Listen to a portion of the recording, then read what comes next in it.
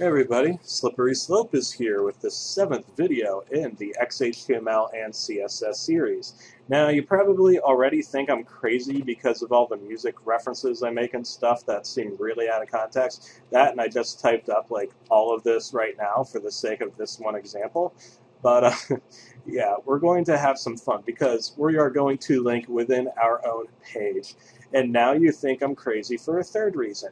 No, it's actually a really good idea. Because if we have a lot of content on one page and we want our user to be able to just like get someplace without having to, just scroll around and try to find it, well, here's an easy way to make things cool.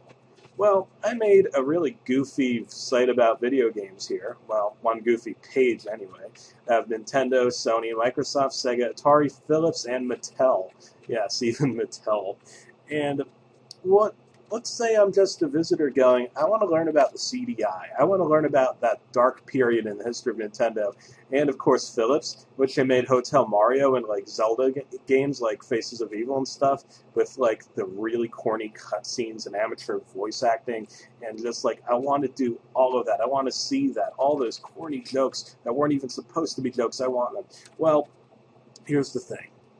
All we have to do is down here, we want to type a name, have an equal sign, set it to whatever we want. I mean, I'm going to call this Philly just because, I mean, I love Philadelphia. I'm from not too far from there. So it's like, I don't mean it like that. It's just like a nickname for Phillips. Like, yo, Philly, what's going on, man?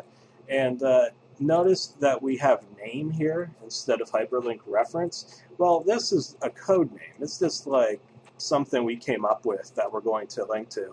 It's like, hey, Philly, how's it going, man? It's just something we came up with, our own unique, our own little code name. Now, how are we going to get here? I mean, we have this here, and I mean, that's cool and all, but how do we go from somewhere, say, up here down to here without a bunch of scrolling? Well, the answer is more code, or as Tim Allen would say, more power. Right here, we're going to put href, and we're going to put in number sign, pound sign if you prefer, Philly. And right here, we're going to put in Phillips because that's what we're doing. We're going to be linking to Phillips and a couple of line breaks right here for the sake of just making things look nice and dapper. So let's save it. Let's refresh there. Yeah, notice I already had a Phillips link up there because I worked on this before we started. Because, oh no, I guess that makes me a bad person because that's not authentic, man. But anyways, let's click the Phillips link.